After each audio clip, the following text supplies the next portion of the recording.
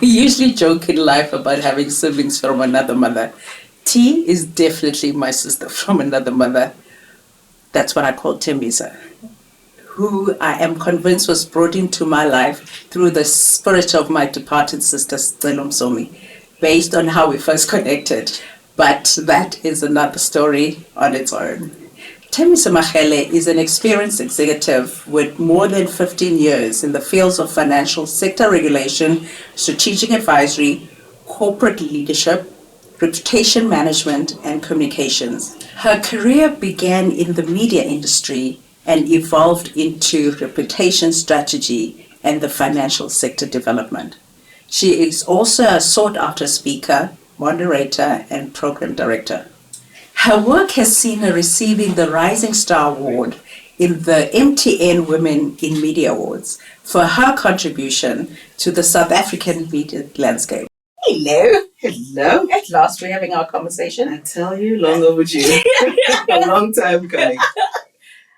Can you tell me a bit about your upbringing? What are your most treasured memories as a child? Do you have siblings? Yes, I do. My sister Zimi, Zimkita. Yeah. The yin to my yang. That girl. Yeah. She compliments everything I am, and I feel like I do the same for her. Mm-hmm. But to the heart, to the core, I'm a rural girl through and through. The first part of my life I spent in our rural homestead just outside of Mthatha in Bindueni. And fond memories of growing up there, you know, everything that you hear about, the simplicity of that life, how beautiful it is. Climbing trees? Everything, the works. Herding cattle. So very fond memories of growing up in the village.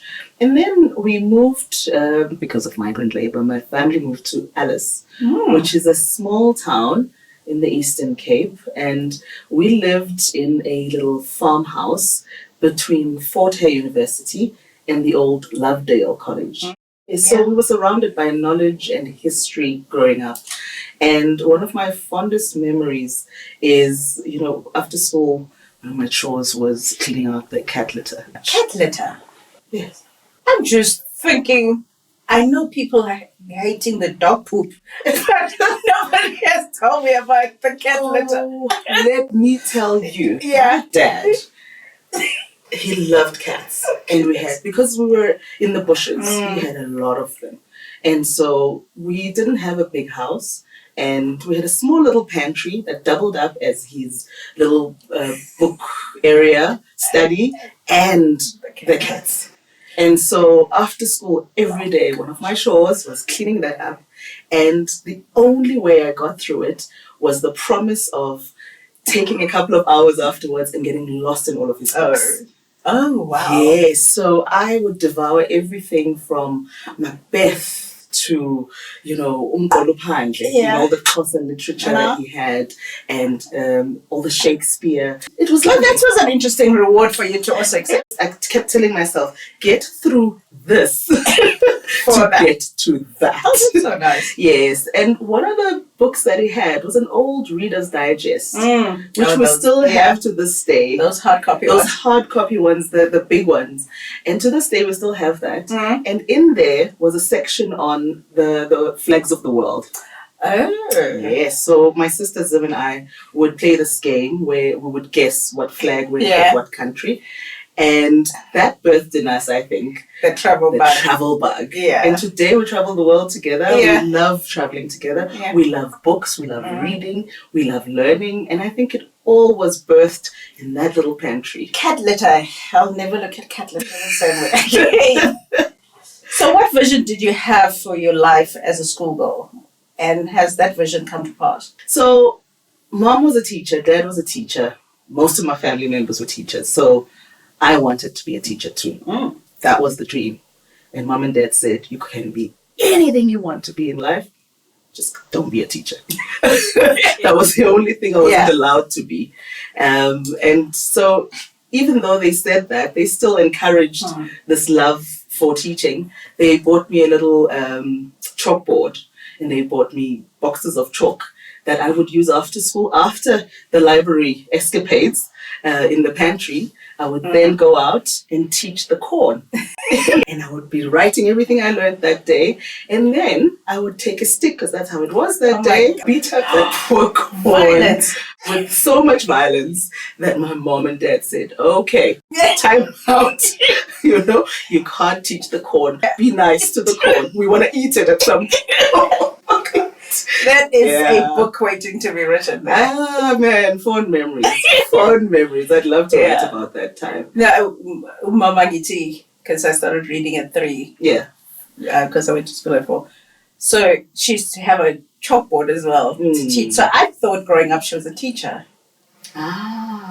Yeah. What do you think your unique value proposition is? If you are not here tomorrow, what will the world miss about you? Yeah. And to this day, I think that's still one of the most beautiful questions to ask yourself as a human being, because it goes to the core of why you're here, or why you think you're here. I like to think of myself as a conduit for the divine in some other way, because I really truly believe that for God to operate on the earth, there needs to be a human touch point.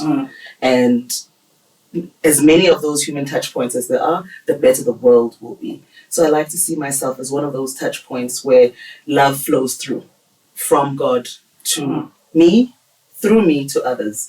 And so it would really warm my heart to know, if I got to the other side and was able to reflect, that, I'm missed for bringing love in some other way to the people that I come into contact with, being a conduit for that love, because God is love, So if that's what is missed the most about me, the ability to make others feel loved, to make them feel seen, and to make them feel like they matter. Yeah. And you do that. You do that. Sometimes there are individuals we think, really? But you always find the beautiful part of human beings. Thank you. And then you offer your help to say, you're on a journey, how can I help you? What's the most courageous decision you've taken in your life thus far, and what drove you to that decision? I could tell you about packing up everything, quitting my job, my very first job as a journalist at the Herald newspaper, and deciding that even though I already had 2 degrees and an honors in journalism, I would stop all that, go back to school, pack up, go to Joburg, and start over almost, and go to school and study radio and TV production, simply because I wanted to explore more of the media. I'll tell you about that story, and how my parents stood by and watched me get on the train, and my mom only told me later that as courageous as they were in saying goodbye to me and saying, you'll figure it out. Later that night, she's like, oh my God, what have we done now, poor baby? You know how it goes. I could tell you about the career decisions that I've made that are just quite bold in my view and courageous.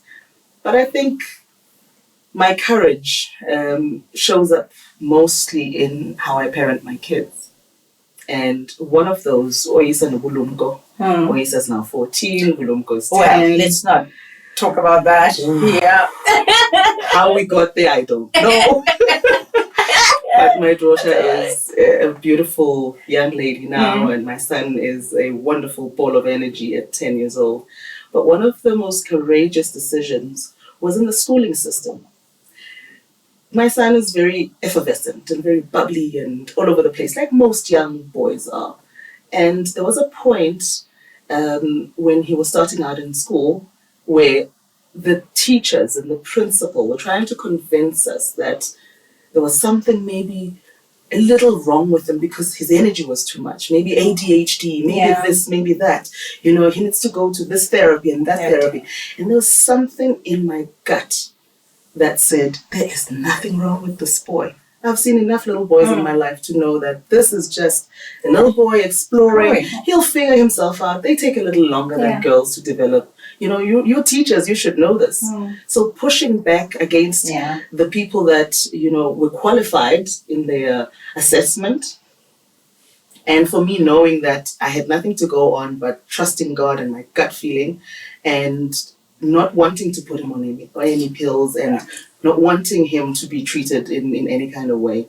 And today, this 10-year-old, very smart, very talented, very gifted young boy is flourishing, you know? So I think the courage to go with what you know to be right against, you know, an educated view is probably the most courageous thing I've ever done. Yeah. Yeah. Because especially as a young mother, you're also thinking, what if I'm wrong? What if there is something really wrong with this boy? Yeah. But to trust that instinct and to trust, you know, the God you believe in is something. And fight for his uniqueness. And fight for his uniqueness and his right to be unique in the classroom and not be treated like, you know, he's a problem child because he's just got a little more energy than everybody else. And I kept telling them, he doesn't eat a lot of sweets. Thank you for that courage. I hope he will watch this one day and be appreciative. Thanks. So you are the head of communication. We now call it comms because it's everything. It's marketing, it's comms, it's publications, it's everything on the value chain of comms. At the Financial Sector Conduct Authority. Yes. FSCA. FSCA. For people that don't know. Where you drive the reputation management strategy here? First of all, what does it do, FSCA, for people that don't know? And what do you think the public and media most misunderstand about what FSCA does?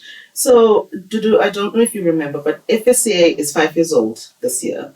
Really? Already. Wow. 5 years old this year, having changed its mandate from the old Financial Services Board, the FSB, which was in existence for, over 30 years. So the change in mandate from regulating the financial sector in terms of, the financial institutions that were non-banking and moving and changing that mandate to say all financial institutions are now regulated by this one entity, which is now called the FSCA, but they're regulating something specific, which is the conduct of those institutions. Which is why it's in the name. Right? And that just simply means the relationship between the institution itself and the customer. Because up until that point, that relationship wasn't regulated. My former CEO once explained it so nicely and said, the change is before, if the manufacturer of a shirt that you like made the shirt, put it on the hanger, and you walked into the shop and bought that shirt, and it turned out to be poor quality and tore after 2 days, and you took it back to them, they could say to you, oh, well, you should have taken the time to check the quality. You should have made sure that what you were buying was the kind of quality you wanted. It's your fault. It's on you. You bought it, you keep it. But with the change and with the introduction of a conduct authority, that responsibility shifted to the manufacturer or to the makers of the products, where now it is your responsibility to make sure that what you put on the shelf is good quality. Yeah. And so we make sure that customers are treated fairly, and that when you design your products, your services, everything puts the customer in mind, front and center. And it's not just paying lip service to, everybody's saying they're customer centric. We ask you to make sure that you are, and to give us the proof points. So that's what we do. And in terms of, what gets misunderstood the most, I think, having been with the FSCA now for a little over a decade, it's been that long. Wow. I've seen the public perception shift from when I joined them from, are you a bank? Are you an undertaker? To now understanding, there's a real understanding from both the public and the sector of why we exist, why conduct needs to be regulated. But I think maybe the one thing that is a little unclear in the mind of the public, and we're working very hard to get that refined, is people just want to know, what do I come to you for? What can you do for me? Yes. And so when we explain that we are on the back end, making sure that the sector runs well and treats you fairly, but we're not your customer resolution point of contact. Yeah. And some people are like, okay, if you can't help me with this issue I've got with my insurer or with this issue I've got with my pension fund, you're not my first point of call. I'm not quite clear why I should come to you or when I should come to you. So that's what we're trying to refine, and it's difficult because of the nature of the work we do. But I think we're getting that right. But remember, whenever we see the logo, it means something. Yeah. So you have confidence in whoever that provider is.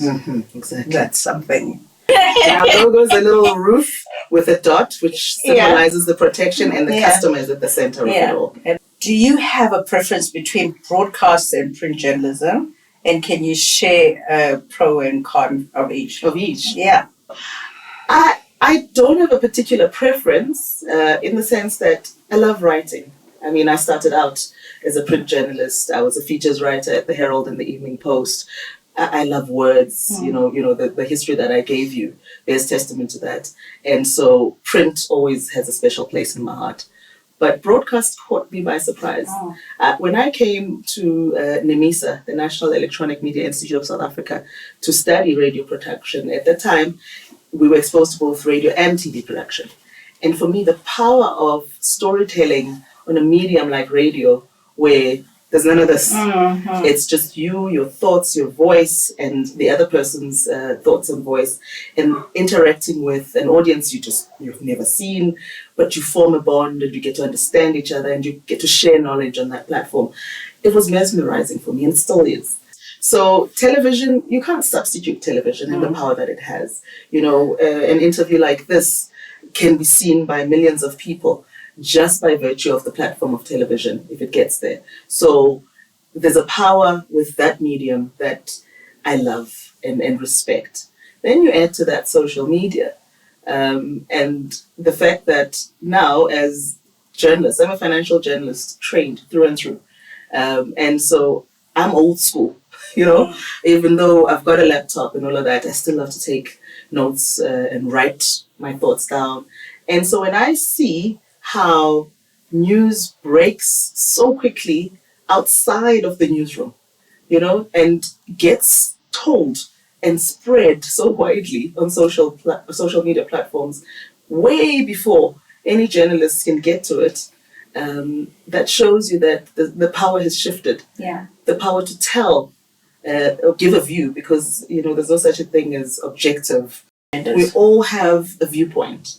And so you just want to be as fair as possible in how you present that, and to make sure that what comes across is as many sides of the story as possible. So I love social media and what it brings to the table, because it gives us access to what's happening on the ground quickly.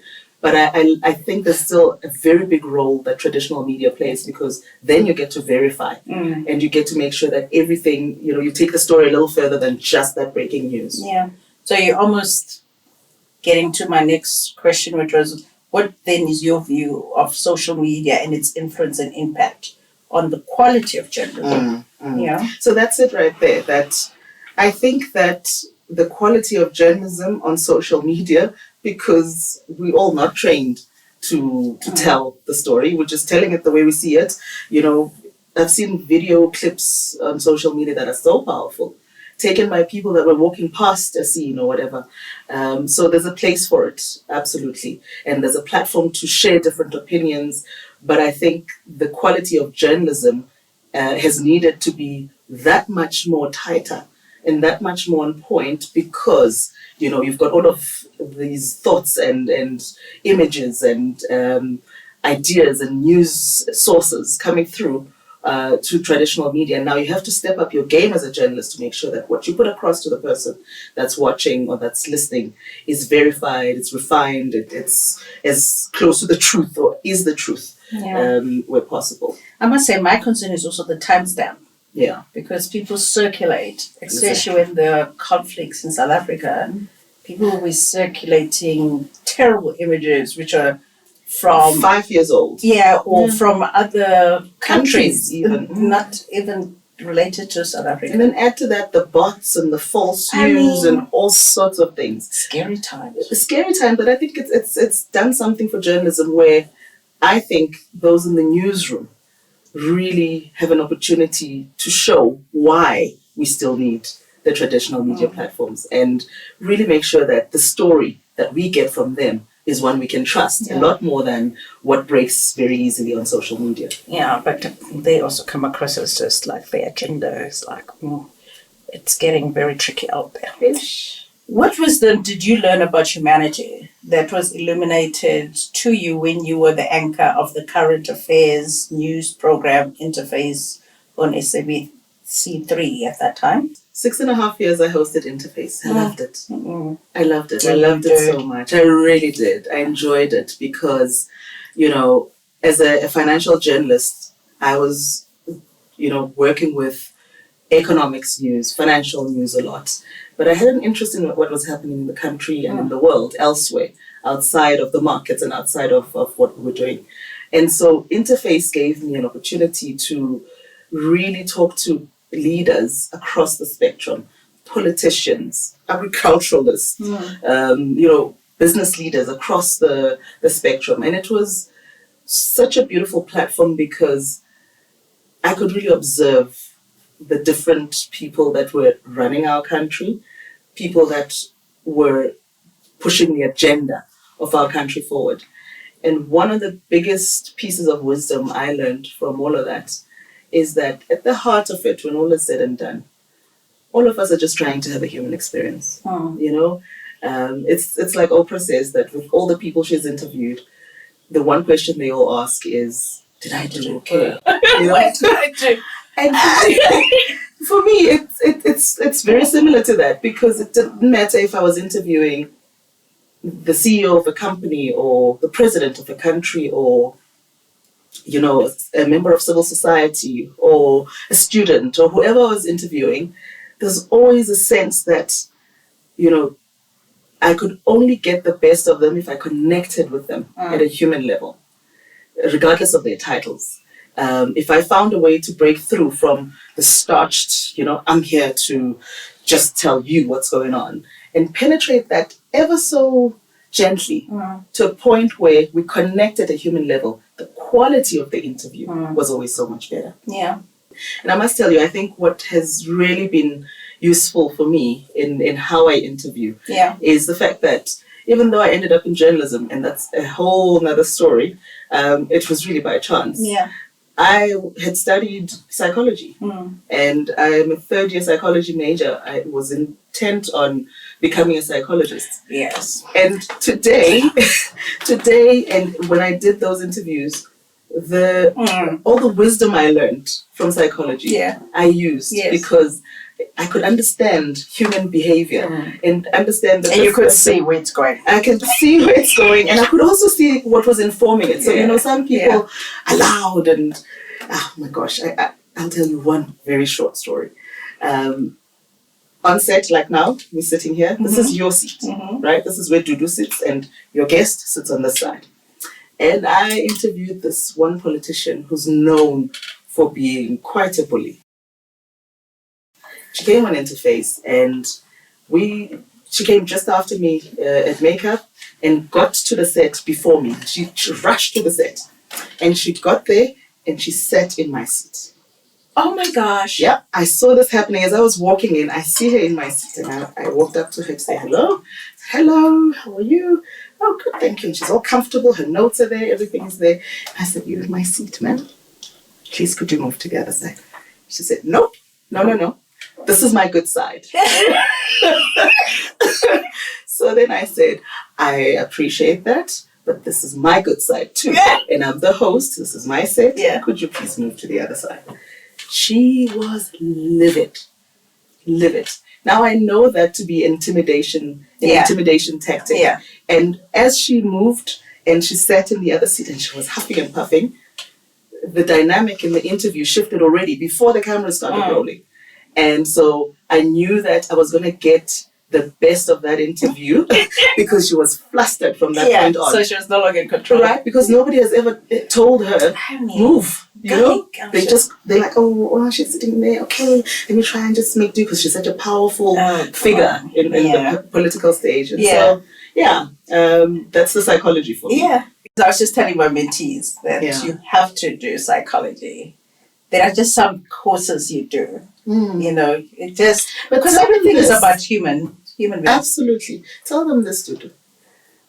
There are no wasted experiences. No. It took me a long time to appreciate the psychology, because I kept thinking, oh gosh, did I waste my time with that? Those theories. All those theories, we could Yeah. have a chat about Yeah. Freud and everything that we are observing Yeah. based on what he said. But the beauty of it is let them go through life, let them take the detours, because it all adds up to a story that, makes sense in the end. So at what age did you get married? I was 27 when I got married. Yeah. What experience should one get, you think, under their belt, whether you're male or female, before committing to a life partner to improve your chances of a successful partnership? Yeah. Dudu. Listen, there is no formula for this thing that you need to get done before getting married. Then you are guaranteed a successful marriage. There are no guarantees. Relationshiping is just a tough slog most of the time, because you've got two very different human beings trying to walk a path together, bringing their differences and making sure that they are complementary and they don't change each other to the point where they're trying to make each other like each other. But at the same time, there's a synergy and there's a way of working together that builds towards the end goal. What is the vision for the marriage? Why did you get married in the first place? And so I think, besides all of those good things that you'll hear, like communicate, compromise, respect each other, all of those are good and well. I've been married now for 16 years, and I'll tell you that a lot of it is committing to each other, loving each other, deciding that you will love each other through everything. You will love each other even at points where you might not even like each other so much. One of my mentors said something before I got married. We all ask, what does it take for it to be so successful? You guys have been married 42 years. How did you get it done? And she said, we never fell out of love at the same time. Oh, cuteness. Right? Yes. Yeah. So whenever somebody was not feeling the butterflies, they were still committed, because also the other one had enough butterflies. I think, there's some truth to that. Yeah. And I recently listened to an interview with Michelle Obama, where she was saying something similar, where she was saying, Barack and her are just couple goals. And a lot of it is beautiful, and she's loved the journey. But there's a lot of hard work there. Yeah. And it doesn't take the ring or the marriage to make it hard work. It's just the relationship, a partnership. If you've got a life partner that you're walking the journey with. Yeah. That explains Dudu's single life. From the perspective of a married person, what would you do if you found out that your best friend was getting cheated on? Or what advice would you give someone who came to you for guidance on whether to tell a friend or not? Oh, this question. I think the truth of the matter is we are not all the same. We are different. So there are those that say, I don't want to know. As long as my life and my situation at home is fine, if he or she does something out there, I want to know. It just must not affect what I'm about.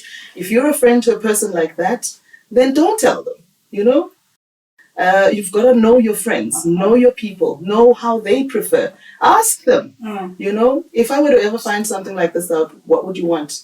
Then there are those of us who say, tell me, because you telling me is not going to end my marriage. If my marriage depends on what you tell me, then it was never strong enough to begin with.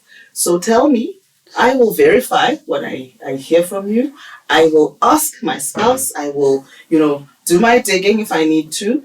And then I'll decide what to do, because I'm a grown adult that can make that decision for myself. But thank you for telling me, because you're a good friend telling me what you know. Don't lie. Just tell me what you know. So just get to know your friends and what they would like. And do what they would like. Before it happens, people.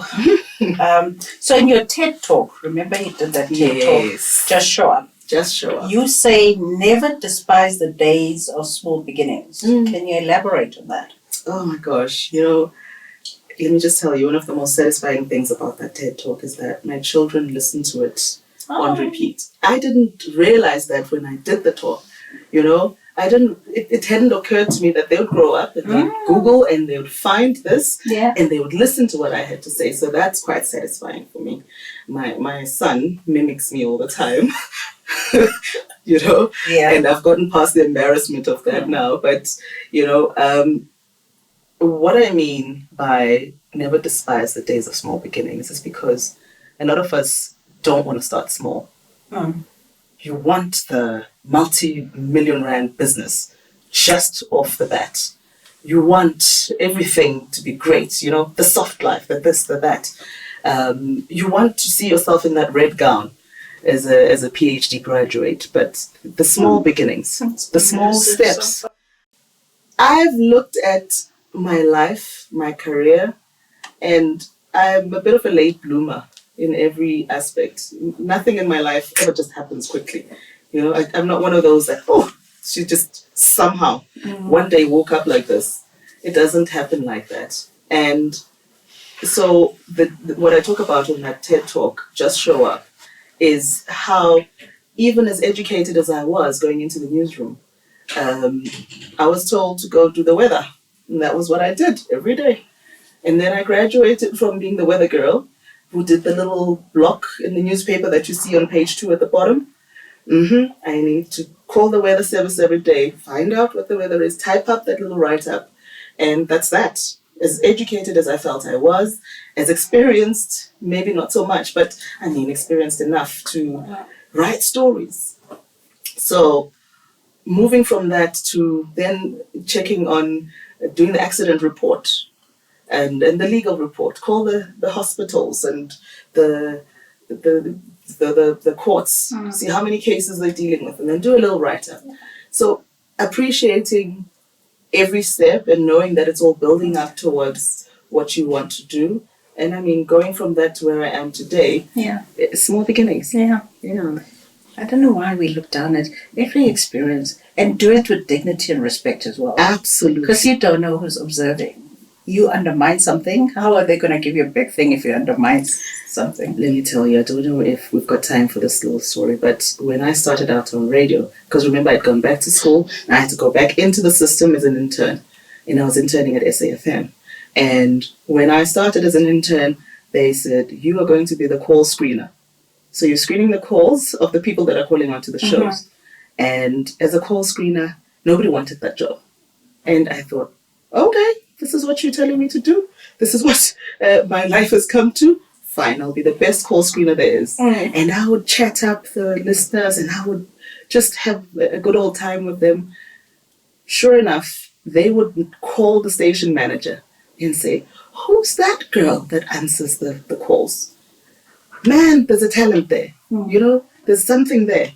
And because they were putting so much pressure to say, hey, this girl, I eventually got to participate on the shows, and I got to present my own shows. And so that very small thing, if you do it with everything in you, it does pay dividends. I always say that when somebody's like, I'm very unhappy, I want a new job. And it's like, I'm not going to put you forward anywhere with that kind of attitude. Yeah.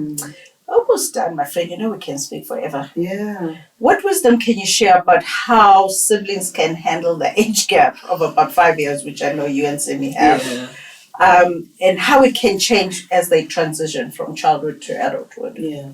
I think that's the wisdom. Yeah. The fact that it changes. Yeah. When you're in a particular stage as a sibling, it feels like that's how it's always going to be. And I mean, my daughter always says here today, and I watch her and Bulumko fight so much as kids. But I know that as frustrating as that is, they're going to grow out of it because they're going to realize that in life, all they have is each other. And I look at my sister and I and how we were annoying each other when we were smaller. But now she's my best friend. And the fact that it transitions and it changes is wisdom in itself. And if you understand that, you won't get too caught up in what each stage has. And if it's not good, it feels like that's all it's ever going to be, you know? Just trust that it'll grow better. That process. That process, yeah. I mean, I was just talking to somebody yesterday who went to school with my mother, one of my mentees. And with my sister, she went to school with my sister. She was like, oh my God, she used to talk about you all the time. And it took us until I was 21, the first time we hung out. I look at my sister's friends and how we interact now, because we're all grown women that are having grown experiences. And it doesn't matter that you're 2 years younger or you're 3 years younger. Yeah. It really doesn't the older you get. Wisdom, this ageism thing, stop it. You have a son. I do. What lessons are you teaching him about being a man in the 21st century? Oh boy, it's a tough time to raise children. Tough because they're exposed to so much. We all talk about this, whether boy or girl. The 21st century is not an easy time to raise kids. But I tell you what has been interesting for us in our house. There's a lot of girl power in our house. Oyisa. You know how how strong she is. And so we were very intentional with that. I'm a very strong Black mother, come from a strong mother, and there are a lot of very strong women in the family. And so there's a lot of that. Even on the father's side, on the underside, it's quite similar. Yeah. But it didn't hit me until my son said,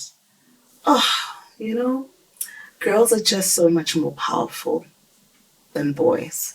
I wish I was a girl. And then it hit me that in trying to, make up for all the time that girls have been undermined, we've flipped it so much that we're not so intentional in how we bring up young boys. And so it gets a little skewed sometimes. And now the message must be, no, baby, you're just as powerful. You matter just as much as the girls. And you are strong too, and you are this too. And I think that is a 21st century problem. Never before have parents had to say that to their boy children. And that's a good thing, because it means the girls are really being empowered. But the boys are needing attention as well. So that's the first real piece of wisdom that I think I've gathered. The other one is, what we're teaching him is, it's okay to be you. Don't let other people tell you who you ought to be, because the 21st century, particularly, post the year 2000, is a very loud time. Everybody's very loud with their opinions of what you ought to be. There's a lot of freedom, yes, and it's great, but all of that noise can be very confusing for a child. And then they don't know if they are this because that's what they really authentically are, or because somewhere, somehow, somebody has put it in their minds that that's who they ought to be. So drilling it in him to say, you are who you are, and believe that, draw it from the inside rather than from the outside sources. And the fact that he's such a talented singer. Oh, is he? He is a talented singer. That boy is going very far with the music. But with all talented people, the flip side of that is it can be quite annoying, because he sings 24/7. He sings very well, beautifully, but it's nonstop. He only stops when he's sleeping. And so if he's here singing at school, the kids are saying, but Bulunko, you sing all the time. That can be a bit annoying. Or he annoys his sister, or he annoys me, or he annoys whoever. To teach him to say, don't let that dim your light. Don't allow all of that to bring down your talent. You're still talented, you're great. You need to be a little bit more considerate of those around you, but let your talent thrive. We're almost at the end. If you could change one thing in your life, what would that be and why? In terms of career trajectory, Anything. personal, anything. I don't know how this sounds to other people. Yeah. It might sound a bit arrogant or whatever. I really, genuinely love my life. I love who's in it. I love who I'm married to. I love the children I have. I love my family. I love my friends. I think you're a godsend to be in my life. I think everybody that's in my life is there for a purpose. So I am very grateful. And that's the place I operate from. I'm very grateful for what I have in my life. In terms of the journey, the only thing maybe that I would change is more on the career side, in the sense that I would have maybe studied a bit longer before going to work. Oh. Yeah. So in most African households, kids have to go work as soon as they finish varsity, because you need to come help with, what's happening in the house. Educate your other siblings or whatever. And I mean, there was a fair bit of that in my own home. But I think there was an opportunity for me to study further.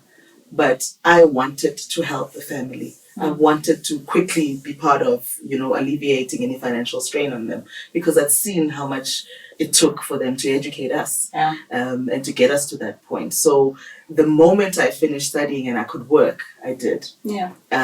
But so you would have done your master's? I would have done my master's. I would have gone overseas to go do that PhD or whatever else, because it's really difficult. Ended up doing it. You didn't get derailed altogether. I ended up doing it, but it's so much more difficult doing it with a young family, doing it with all your responsibilities as an adult, and working and studying. That's the story of most of our lives. But if I had a do-over, I'd probably do my master's and maybe even my PhD before going to work. Even though they'll tell you you're overqualified, I would have taken that chance. Yeah. I must say, I stopped myself because I'm 21, master's, but I didn't want to be academic. So I realized that if I get my PhD too early, I won't have the experience. So I wanted to go into industry and then come back. But anyway. So I still have a dream to go into academia. Yeah. Okay, my friend. As we wind down, what is the last wisdom you'd like to leave us with? Yeah, I think, I've been blessed enough to have amassed a lot of wisdom from people around me. I'm an old soul, so I've hung out with people that are older than me most of my life. But I think the biggest amount of wisdom I've, been exposed to is through my dad. It's a very wise man, Sekeps. Because I remember one time, as a young person in the newsroom, working for SABC Africa, I had a manager who particularly was hard on me. And to this day, I don't know why. You've never met them again? No. Kenneth, if you're watching. But he was quite hard on me and Tembisa Marele, and we worked very closely together.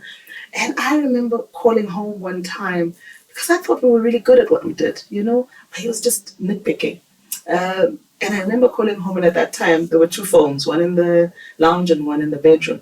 So mom and dad both picked up at the same time, and I could say hello to both of them.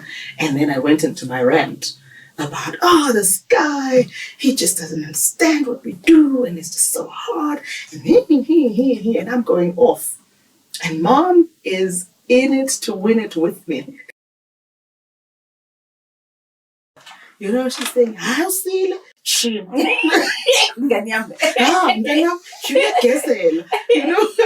And I'm going. And dad is just quiet, just listening to this whole thing.